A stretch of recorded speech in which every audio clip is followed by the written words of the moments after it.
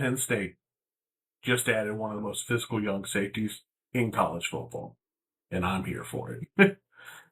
Hey, welcome back. It's Draft Yoda.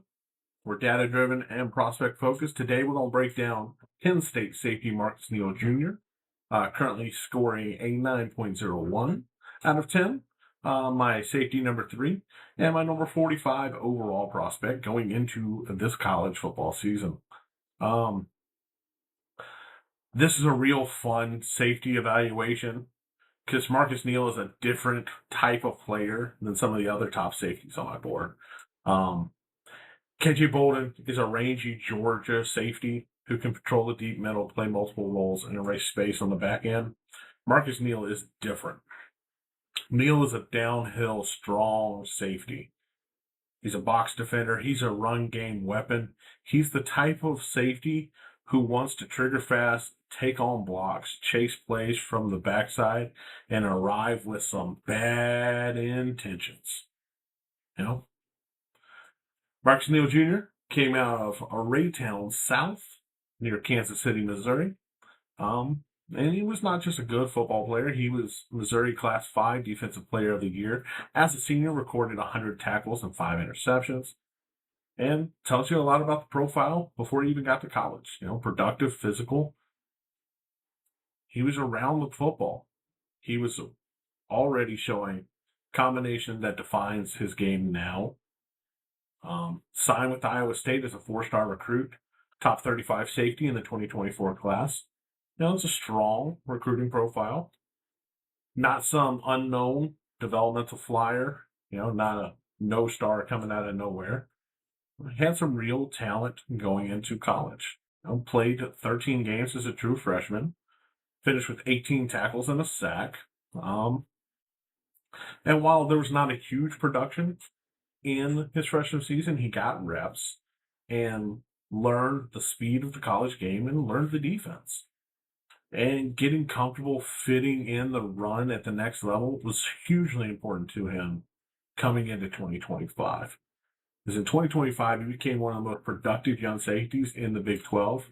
12 games, posted 77 tackles, 2 interceptions, a sack, a forced fumble.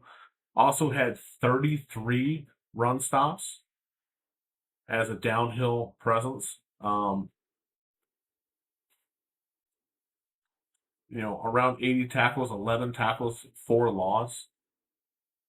A constant in the box impact. And that's the heart of this evaluation. You know, Neal is not just making tackles 8 yards downfield. He's triggering downfield. He's meeting runners. You know, he's creating negative plays doing it. He's fitting the run like a player who wants contact and needs it in their life.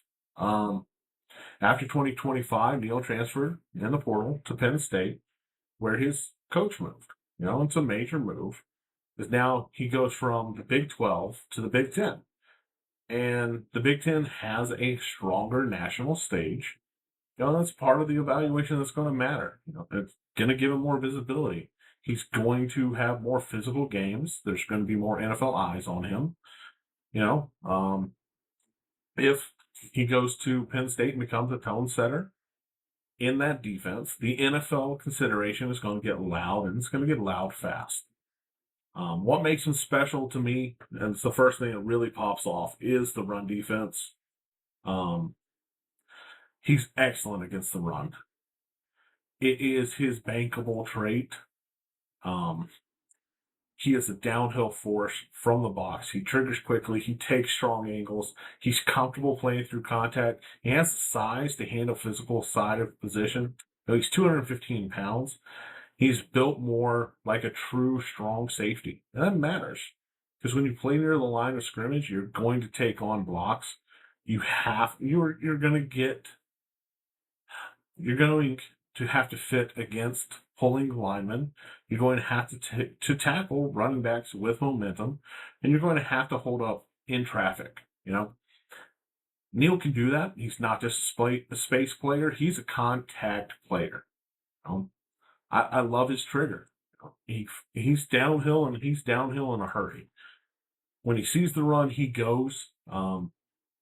It's one of the most important traits for a box safety.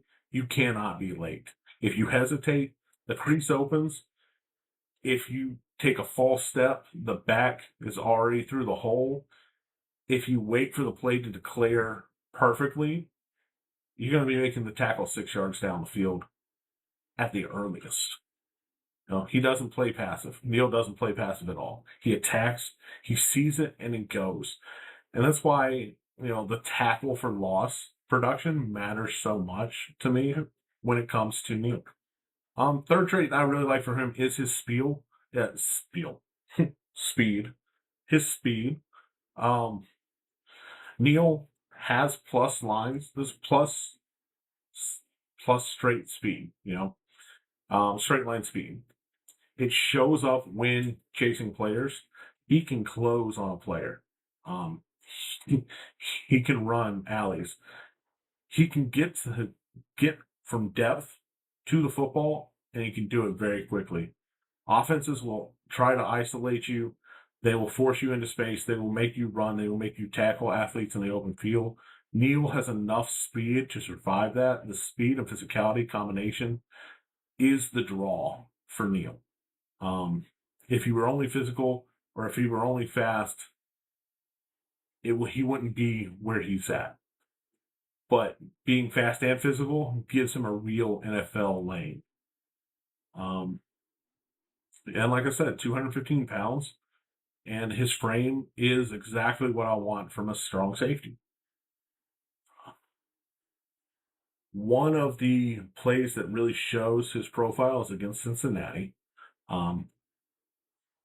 He took away an interception while playing near the line. It's important because it shows he's not just a run defender. He plays from that box alignment. He reads quick throws, and he undercuts windows. And he can punish quarterbacks who do not account for him in their equation. It's the kind of play that you hope for with his coverage projection, because he can continue to build on the zone instincts. And as he builds on those, his role becomes a lot more complete. You don't need him to become a pure, deep, free safety, but you need him to be able to be in the pass game and be a factor in that pass game. Nobody's perfect. I've said in every single one, nobody's perfect. First thing he needs to work on is man coverage. Neal's trail man coverage is behind his run game and his zone work. It matters. NFL's, strong safeties still have to cover. You're going to get matched up on tight ends. You're going to get matched up on backs. And you're going to have to, carry routes and survive in space. Right now, Neal is better when he can play, trigger, and attack than when he has to turn and mirror in man coverage. And that is the biggest concern in his development right now. Can he improve? Yeah. And if he does, this projection gets even that much better. Second concern is he's got some missed tackles. 11 missed tackles is a number that needs to get cleaned up. When you play aggressive, as Neal does, the angles have to stay under control. You can't overrun. You can't come in too hot. You can't always go for the big shot, that ooh and ah hit. The best box safeties finish. Neal has the toughness, speed, and willingness. Now the goal is to make sure that the tackling is more efficient. Because at the next level, missed tackles turn into explosive plays, and explosive plays get you pulled off the field. Third concern for me with him is deep coverage. He has the speed, but his deep coverage sample is not big. You see a lot of box. A lot of his sample is box. There's not a lot of deep coverage for him, and that's not a bad thing. It just really pushes him into a singular role. If he had more deep coverage tape, it kind of spreads out what he can do for a team. And the fourth concern is ball production. 2 interceptions. It's solid, but it's not elite. And for a player with his speed and aggression, you want that splash play to keep increasing. The forced fumble helps. The interception against Cincinnati helps. But if he wants to really climb the rankings, more takeaways would just strengthen his case. Like I said, he has bankable traits. He's not the rangiest safety in the class. He's not the most natural man cover defender. He's not the cleanest deep mental projection, but his run defense is excellent. His speed is real. His size is legitimate. His downhill trigger is outstanding. And the production near the line of scrimmage is hard to ignore. And now he gets a chance to prove it on a bigger stage at Penn State. And that's huge for him. He already showed production at Iowa State, but now he's got a Big Ten stage. Penn State has a defensive brand. He has a chance to prove the run defense translates against better weekly competition. A chance to show that he can handle more coverage responsibility. A chance to show that he can become more than just a box safety. And the checklist is pretty clear for him. Clean up a couple missed tackles, show more man coverage growth, and create more turnaways.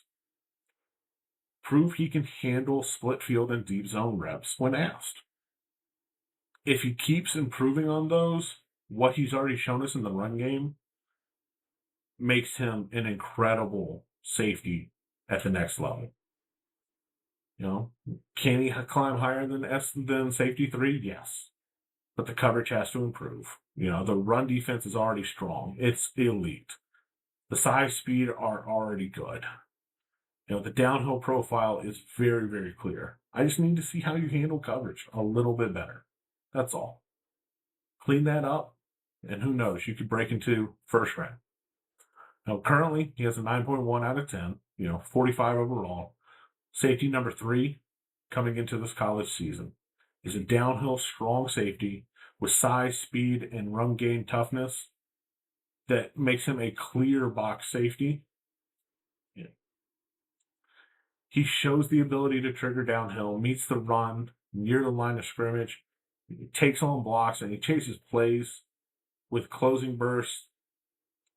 The concerns are clear. His strengths are clear. And if Penn State helps him sharpen the coverage profile, he could become one of the more valuable strong safeties in this class. But that's just my board, What do you think about Marcus Neal? Do you think he's one of the best box safeties in college football? Can he become a true 3-down safety at Penn State? Where would you have him ranked in your safeties for next year's draft class? Drop your comments below. If you like the player evaluations we do, they're based off film and analytics. Make sure you like, subscribe, because we're going to keep putting in this work. We're going to get to 100 prospects before college football kicks off. As always, I'm Draft Yoda himself, Bill Workman, your favorite draft nerd's favorite draft nerd. I will see you guys next time.